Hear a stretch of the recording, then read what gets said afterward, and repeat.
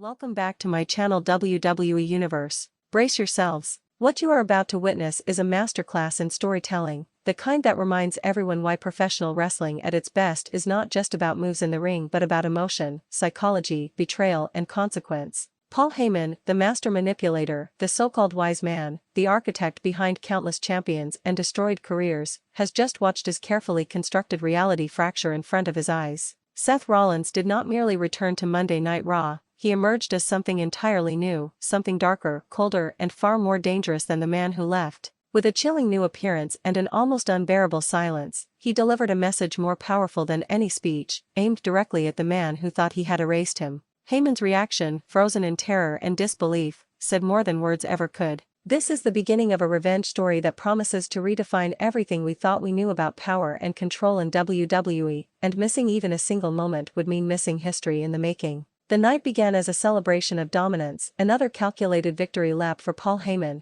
who stood confidently in the center of the Raw ring, soaking in the atmosphere like a general surveying conquered land. On either side of him were Braun Breaker and Bronson Reed, imposing figures who looked less like allies and more like living weapons, stationed there to enforce Heyman's will. This was the future as Heyman envisioned it, a future shaped by his intellect and ruthlessness, one where chaos had been excised and replaced with something brutally efficient. He spoke with pride about his brilliance, about how he had identified Seth Rollins as an unstable liability and removed him with surgical precision, discarding the visionary to build a colder, more obedient empire. In his mind, he had not only survived Rollins but improved upon the world that existed before him, crafting a kingdom stolen through cunning and betrayal. Yet as his voice echoed through the arena, the atmosphere shifted in an instant. The lights did not fade into darkness as expected but instead snapped into a harsh, almost blinding white, transforming the arena into something that felt less like a wrestling show and more like an interrogation chamber. The familiar music that once heralded Seth Rollins was gone, replaced by an unsettling soundscape of mechanical pulses and distorted guitar, a rhythm that felt artificial, relentless and ominous, like a heartbeat that refused to slow down. From the shadows emerged a figure Heyman believed he had buried, a living reminder that some problems cannot be solved by betrayal alone. The cruel irony of the situation was unmistakable. Paul Heyman truly believed that by orchestrating Rollins' removal, by leveraging corporate power and personal betrayal, he had ended the threat once and for all.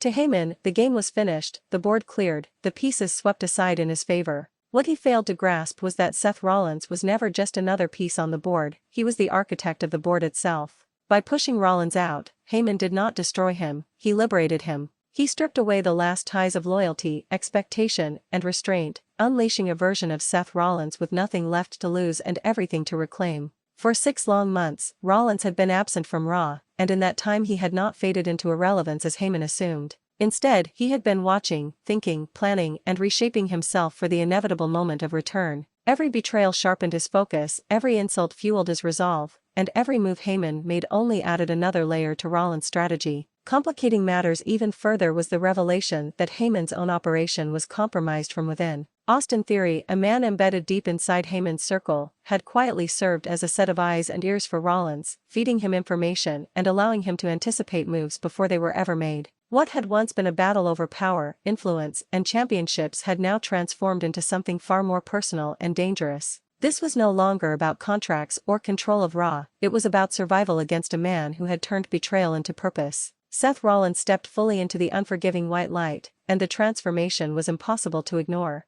The flamboyant, extravagantly dressed visionary who once laughed maniacally and thrived on chaos was gone without a trace. In his place stood a figure that looked forged for war, dressed head to toe in tactical black, his hair cut short, his posture rigid and deliberate. His face was calm, almost serene, but beneath that calm lay a fury so intense it felt as though it could ignite the air itself. There was no laughter, no exaggerated gestures, no need for theatrics. The arena fell into a stunned silence because Rollins did not need to speak to be heard. His presence alone communicated everything. His eyes locked onto Paul Heyman with a precision that felt almost surgical, like a predator who had already mapped out the kill. Heyman's expression told a story of its own, a rapid progression from smug confidence to shock, disbelief, and finally a creeping horror as realization set in. This was not the Seth Rollins he thought he had defeated. This was something new, something he could not manipulate, predict, or control. In that moment, Heyman's empire suddenly looked fragile, its foundation exposed as little more than sand facing an incoming tide.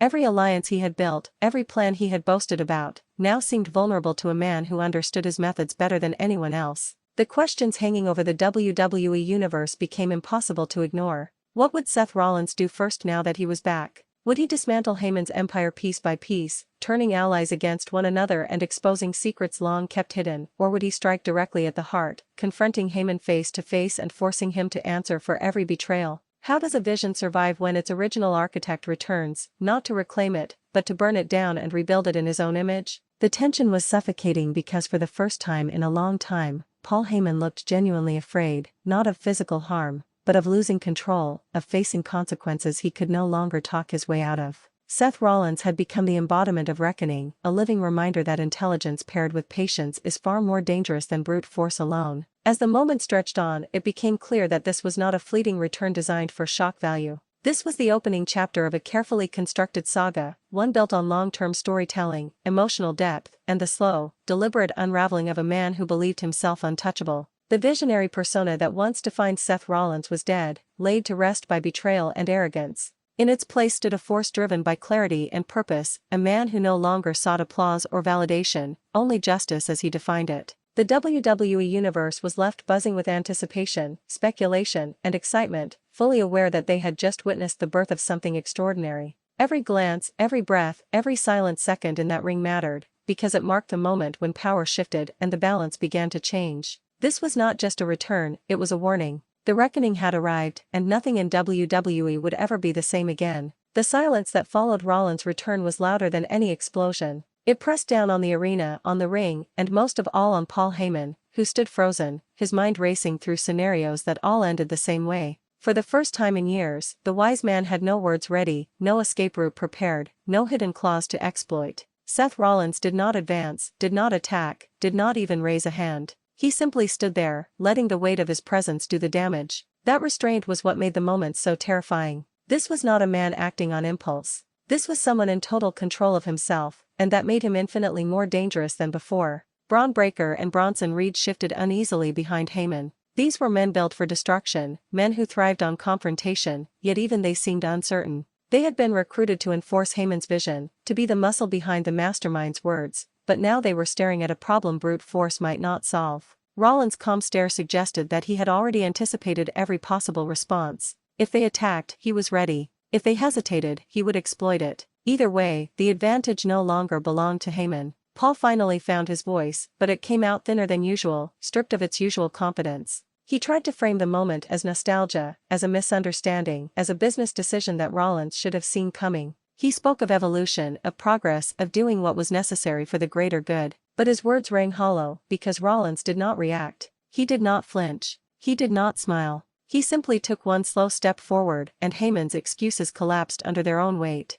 That single step carried 6 months of planning, 6 months of anger refined into purpose. When Rollins finally spoke, his voice was low and measured, lacking any hint of theatrics. He reminded Heyman that every empire built on betrayal eventually consumes itself. He spoke of trust weaponized, of loyalty discarded, and of a man who believed himself smarter than everyone else finally meeting someone who knew his playbook inside and out. Rollins made it clear that he had not returned to reclaim a spot or demand apologies. He had returned to take something from Heyman, something far more valuable than championships or influence. He had come to take his sense of control. The WWE Universe could feel the shift happening in real time. This was no longer hero versus villain in the traditional sense. This was a collision of minds, a battle between manipulation and foresight. Rollins revealed that while Heyman had been busy congratulating himself, the cracks in his empire had been widening. Alliances built on fear were already unstable. Promises made in secret were already being questioned. Trust, once broken, could never be fully repaired, and Rollins intended to exploit that truth relentlessly.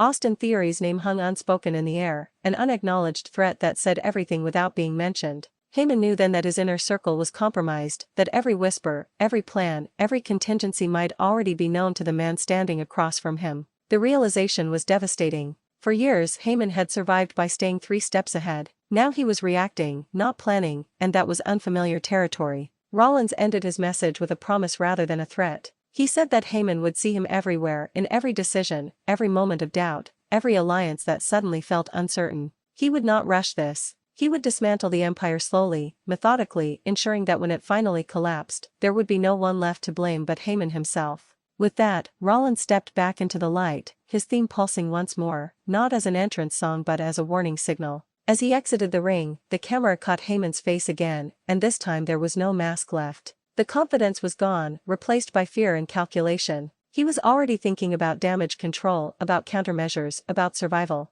But deep down he knew the truth. Seth Rollins had changed the game. The visionary was gone, but in his place stood something far more focused and far more ruthless. The fallout from that night would ripple through Raw in the weeks to come. Matches would take on new meaning. Promos would carry hidden messages. Allies would question motives, and enemies would find themselves temporarily aligned by necessity. Every move Heyman made would be scrutinized, every decision second-guessed, because Seth Rollins had returned not just to fight, but to expose. And as the WWE Universe watched it all unfold, one thing became clear. This was not just another chapter in wrestling history. It was the beginning of a reckoning that would redefine legacies, shatter illusions, and prove once and for all that some betrayals never truly end. They only wait for the right moment to strike back.